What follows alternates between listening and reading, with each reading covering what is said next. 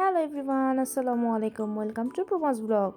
আমি আজকে বানিয়েছিলাম লম্বা শেপের সমুচা। সমুচা অনেক শেপেরই হয়, ত্রিভুজ শেপের হয়, অনেকে সিঙ্গার স্টাইলেও সমুচা বানায়, অনেকে লম্বা শেপেও সমুচা বানায়। তাই আমি আজ লম্বা শেপের সমুচা বানিয়েছি।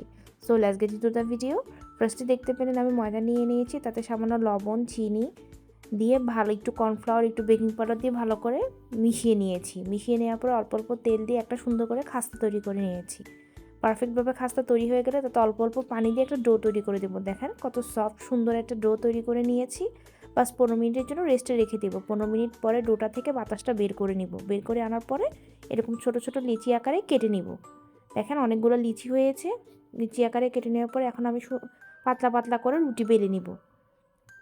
বেশি ভারীও বেলবো না, বেশি পাতলাও বেলবো না, একটা মিডিয়াম সাইজ আকারে রুটি বেলে নিব। বেলে নেওয়ার পরে ভিতরে পুরটা দিয়ে দিব। পুরটা দিয়ে ভালো করে সমুচার মুখটা বন্ধ করে নিব।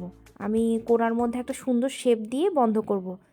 দেখতেই পাচ্ছেন কত সুন্দর ডিজাইন দিয়ে মুখটা বন্ধ করছি। এভাবে সবগুলা সমুচাই তৈরি করে নেব। প্রত্যেকটা সমুচাই খুব সুন্দর এবং পারফেক্ট হয়েছে। দেখতেই পাচ্ছেন কত সুন্দর হয়েছে প্রত্যেকটা সমুচা। এখন ভাজা যাক।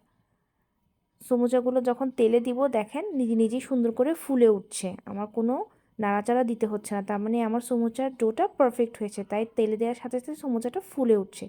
এটা খেতেও দারুণ ছিল। এই যে দেখেন আমি একটা ভেঙে দেখাচ্ছি, এটা যেমন উপরে সুন্দর হয়েছে তেমন ভিতর থেকেও পারফেক্টভাবে সিদ্ধ হয়েছে। আজ এই পর্যন্তই। আল্লাহ হাফেজ।